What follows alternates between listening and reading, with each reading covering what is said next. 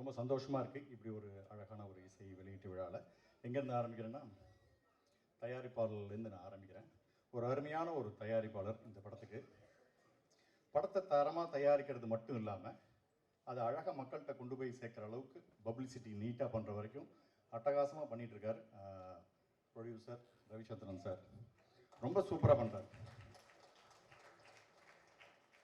அதாவது இந்த படம் வெறும் தரமாக உள்ளுக்குள்ளவையும் தரமாக இருக்கணும், வெளியில் பப்ளிசிட்டிலையும் தரமாக இருக்கணும். உள்ளே தரமாக இருக்கிறதுக்கு சில நேரத்தில் ஒரு சீன் எடுத்து முடித்ததுக்கப்புறமும் இதை விட இன்னும் பெட்டராக எடுக்கிறதா இருந்தால் என்ன பண்ணலாம் அப்படிங்கிற அளவுக்கு யோசிக்கிற ஆள், எடுத்த சீனையே திருப்பி ரீஷூட் பண்ணுறது கூட கவலைப்படாமல் செலவழிக்கக்கூடிய ஒரு அற்புதமான ஒரு தயாரிப்பாளர்.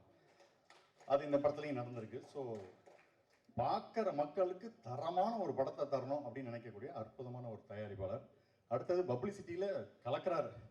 அதாவது கிட்டத்தட்ட தமிழ்நாடு ஃபுல்லாக 25 பஸ்ஸில் ஃபுல்லாக தேசிங்க ராஜாவோட ஃபுல் இதை போஸ்டர்ஸ்லாம் ஒட்டி மோர் தென் 250 பஸ்ஸஸ்க்கு பின்னாடிலாம் அழகாக தேசிங்க ராஜாவெல்லாம் ஒட்டியிருக்காங்க.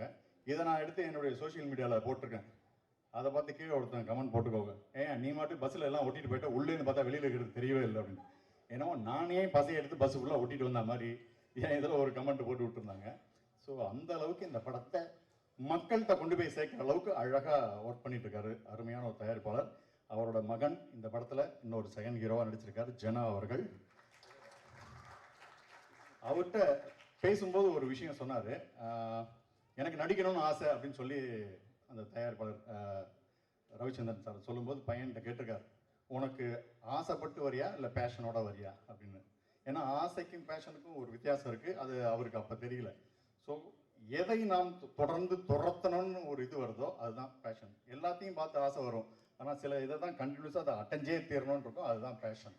ஸோ அதை நோக்கி தன் பையனை கொண்டு வரணும் அப்படிங்கிறதுக்காக பையனை புடம் போட்டு சின்ன சின்ன ரோல் பண்ணால் கூட பரவாயில்லன்னு சொல்லி இறக்கி பையனோட கனவுகளுக்கு ஒரு வடிகாலாக இருக்கக்கூடிய ஒரு அற்புதமான ஒரு தயாரிப்பாளர். அவருக்கும் அவர் மகனுக்கும் இது அற்புதமான அருமையான ஒரு வெற்றி படமாக அமைய நான் இறைவனை வேண்டிக்கிறேன். ஷாம் சார், உங்களுக்கு வயசே ஆகாதா? இன்னும் முடியலம்மா. சாரி, இல்லை, ஓகே, முடிச்சதுக்கு அப்புறம் வரேன். டை இருக்கிற வரைக்கும் மெயின்டைன் பண்ணிட்டு இருக்க வேண்டியதான். அடுத்தது என்னுடைய ஆஸ்தான இயக்குனர் எழில் சார். தொடர்ந்து அவரோட நான் பண்ணக்கூடிய ஒரு 6வது படம் இது. தொடர்ந்து என்னை கூப்பிட்டுட்டே இருக்காரு, நல்ல நல்ல ரோல் கொடுத்துட்டே இருக்காரு. Very happy. அவரோட டீமில் போய் ஒர்க் பண்ணணும் அப்படின்னு நினச்சாலே அவ்வளவு சந்தோஷமாக இருக்கும். ஏன்னா நிறைய காமெடி ஆர்டிஸ்ட்டை போட்டுருவார் உள்ள. நம்மளும் அதில் பண்ணிட்டு இருக்கும்போதே சக காமெடி நடிகர்கள்லாம் பண்ணுறதோடைய அந்த இம்ப்ரூவ்மெண்ட்டை பார்க்கும்போதே நம்ம இன்னும் கொஞ்சம் அப்டேட் பண்ணிக்கணும் அப்படிங்கிற மாதிரி எண்ணம் வரும். நம்மளே ரசிப்போம், நம்மளே சிரிப்போம். ஜென்ரலாக ஒரு 3 நிமிஷம் காட்சி தான் எங்களுக்கு கொடுப்பாங்க அப்படின்னாங்க, நாங்கள் எல்லாருமா சேர்ந்து அதை 13 நிமிஷத்துக்கு மாற்றி வைப்போம். எல்லாத்தையும் எங்களை ஆட விட்டு வேடிக்கை பார்த்து அழகாக ரசிப்பார். ஃபஸ்ட்டு ரசிகர் எங்கள் இயக்குனர் எழில் சார் தான். எங்களுக்கெல்லாம் நல்லா ரசித்து அதில் பெஸ்ட்டு பீஸை எடுத்து பண்ணுவார். எனக்கு தெரிஞ்சு அவர் வந்து நடிகர்களை கொஞ்சம் நம்புவார், எடிட்டரை தான் மோஸ்ட்லி நம்புவார். ஏன்னா சம்பூர்ண ராமாயணம் மாதிரி நாங்கள் 2.5 மணி நேரம் படத்தை 25 மணி நேரத்தை எடுத்து வச்சு அந்த அளவுக்கு பண்ணுவோம். பட் பெஸ்ட் பீஸ் இருக்கக்கூடிய அருமையான இயக்குனர். எப்போ கூப்பிட்டாலும் ஓடி போகிற அளவுக்கு அவ்வளோ ஒரு ஒரு ப்ளசண்ட்டாக இருக்கும் அந்த விஷயம். அடுத்தது இந்த விழாவினுடைய நாயகன் வித்யாசாகர் சார். ஸோ அவருடைய பாடல்களுக்கெல்லாம் எனக்கு அவ்வளோ ரொம்ப பிடிக்கும். கார்லலாம் நானும் என் ஃபேமிலிலாம் அப்படியே ஒரு ட்ராவல் போயிட்டு இருக்கும்போது சாரோட பாட்டை கேட்டு தான் போவேன். சில நேரம் பின்னாடி இவங்கெல்லாம் வேறு வேலை பார்த்துட்டு இருப்பாங்க, நான் வந்து மலரே மௌனமா இந்த மாதிரி பாட்டெலாம் கேட்டு போவேன். இந்த ஷெட்டுக்கு பிரேக் டவுன் ஆன எடுத்த வண்டியை எடுத்துகிட்டு போவோம் பாருங்க, அந்த வண்டிலாம் என்னை ஓவர்டேக் பண்ணிட்டு போவோம். ஏன்னா கால் அந்த ஆக்சிலேட்டரை மிதிக்கவே தோணா அப்படியே ரசிச்சுட்டே போவேன். உடனே என் பையன் சொல்லுவான், அம்மா இந்த வேகத்தில் போச்சுன்னா வீடு வந்து சேரத்துக்கு விடிஞ்சிடும், பாட்டை மாற்று அப்படிமா. பாட்டு எடுத்து போட்டால் அடுத்த கெல்லி ஹரிச்சந்திரன் வில்லு ஹரிச்சந்திரன் சொல்லு, ஃப்ளைட்டெல்லாம் ஓவர்டேக் பண்ணிட்டு போவேன் நான். ஸோ அந்த அளவுக்கு சாருடைய விதவிதமான பாடல்களுக்கு நான் பயங்கரமான ஒரு ரசிகன், அற்புதமான ஒரு இசையமைப்பாளர். ஸோ அவருக்கும் இது ஒரு அருமையான ஒரு படமாக எங்கள் டீமுக்கு ஒரு ப்ளஸ் பாயிண்ட் அவருக்கு வந்தது, உள்ளே வந்தது. அடுத்து இந்த படத்தினுடைய நாயகன் விமல் சார். ரொம்ப யதார்த்தமான ஒரு நடிகன். ஆக்சுவலாக இந்த கமல் சார், ரஜினி சார் இவங்களோட காலத்தில் கார்த்திக் சார் ஒரு வித்தியாசமான பர்ஃபார்மன்ஸ் பண்ணுறதா நிறையா பேர் எல்லாம் சொல்லுவாங்க. இவங்களெல்லாம் தாண்டி அது அவர் வேறு மாதிரி இருக்கணும். அது மாதிரி இப்போ விமல் சாரோட பர்ஃபார்மன்ஸ் அப்படி இருக்கும், வித்தியாசமாக இருக்கும். அவர் வந்து உதடே அசையாமல் பேசுகிற மாதிரியான விஷயம் தான் எனக்கு ஆச்சரியமாக இருக்கும். என்ன புரியுதா உங்களுக்கு, என்ன டைலாக் அப்படியே இருப்பார், என்ன பேசுகிறாரு அவர், லிப் மூமெண்ட்டே காணமேன்னு தேடுற மாதிரி இருக்கும். சப்போஸ் அந்த டைலாக்ல மாம்பழம்னு இருந்துன்னு வச்சுங்களேன், டப்பிங்கில் வந்து சார் மாம்பழம் இல்லை சார் அது கொய்யாப்பழம்னா அவரோட லிப்பில் கொய்யாப்பழம்னு போட்டுக்கலாம், ஸ்ட்ராபெரின்னு கூட போட்டுக்கலாம். அந்த மாதிரி லிப் மூமெண்ட் எதுக்கும் சூட் ஆகிற மாதிரி ஒரு அழகாக சட்டிலான பர்ஃபார்மன்ஸ். அடுத்தவங்க நடிக்கிறது அவங்க வேலையை பாருங்க, நான் என் வேலையை பார்க்குறேன். அடுத்தவங்களை பார்த்து பொறாமப்படுறதோ அதுவோ கிடையாது. இவருக்கு ஏன் சார் சீனை ஏற்றிட்டீங்க, எனக்கு ஏன் சார் கம்மி, ஒன்றுமே கிடையாது. டைரக்டர் ஃப்ரெண்ட்லி ஆர்டிஸ்ட் அப்படின்னா விமல் சார் தான் நான் சொல்லுவேன். அற்புதமான ஒரு இது. அவர் கூடயும் சேர்ந்து ஒரு 3-4 படங்களுக்கு மேலே நடிச்சிட்டேன். இதுக்கப்புறம் எங்களோட மொத்த டீம் இருக்குது பாருங்கள், ஜாலியான ஒரு டீம். ரவி மரியா சார்லேருந்து, புகழ்லேருந்து, இன்னும் எத்தனை, சாமிநாதன் சார், சிங்கமொழி சார், எல்லாம் எனக்கு பிடிச்ச ஃபேவரட் ஆர்டிஸ்ட்டு.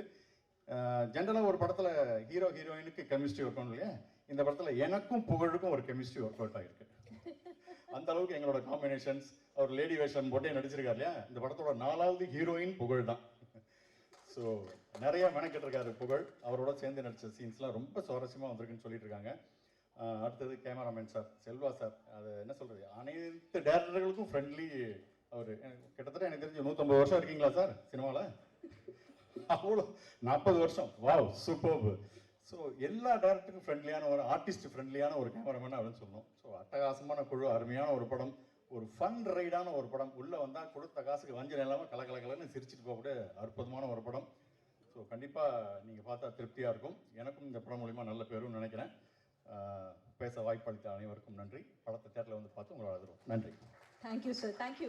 பட் ஒன்னே கேட்கணும், உங்களோட எனர்ஜி. ஏன்னா இந்த படத்துல வந்து நீங்க ஜீப்ல தொங்கிட்டு போறீங்க, போலீஸ் ஜீப்பை அர்ஜுன் அறிவியல் கேட்டுட்டு ஓட்டுற மாதிரி வேகமா ஓட்டுறீங்க. அந்த எனர்ஜி வந்து அவ்வளோ ஹை எனர்ஜியா இருக்கு. சார் சொன்ன மாதிரி படம் முழுக்க எல்லாரும் பேசிட்டே இருக்காங்க, ஆக்டிவா இருக்காங்க, ஓடிக்கிட்டே இருக்காங்க அப்படின்ற மாதிரி. உங்களுக்கு வயசே ஆகாதான் நான் கேட்டதுக்கு அங்கதான் நான் கேட்டேன். ஸோ அந்த எனர்ஜி எப்படி மெயின்டைன் பண்ணீங்க, அதை பத்தி சொல்லுங்க. என் ஒய்ஃப் வந்திருக்காங்க இந்த இதுக்கு. ஆக்சுவலாக நீங்கள் எப்படி இவ்வளோ இளமையாக இருக்கீங்கன்னா, நான் அவரை சந்தோஷமாக வச்சுருக்கேன் அப்படின்பாவ. அதனால் அவள் என்னை ஹாப்பியாக வச்சுருக்கா, நான் ஹாப்பியாக இருக்கேன். போகிற யூனிட் எல்லாமே நடிக்கிற படம் எல்லாமே காமெடி படம் தான் மோஸ்ட்லி. ஸோ நானும் சிரிக்கிறேன், சிரிக்க வச்சுட்ருக்கேன். அதனால் லைஃப் ஹாப்பியாக போயிட்டுருக்கு. கொஞ்சம் முடி கொட்டலை, அதனால ஓடிட்டுருக்கு குழப்பு. உண்மையை சொன்னதுக்கு நன்றி சார், தேங்க்யூ தேங்க்யூ. இதே மாதிரி எனர்ஜியோடு நீங்கள் ஸ்க்ரீனில் எப்போவுமே எங்களுக்காக அழகழகான படங்கள் கொடுக்கணும். மேம் உங்களை இதே மாதிரி ரொம்ப ஹாப்பியாக வச்சுக்கிட்டே இருக்கணும். Thank you thank you thank you sir, thank you so much. அடுத்ததாக சார் வந்து ரொம்ப அழகாக ஒரு லீட் கொடுத்து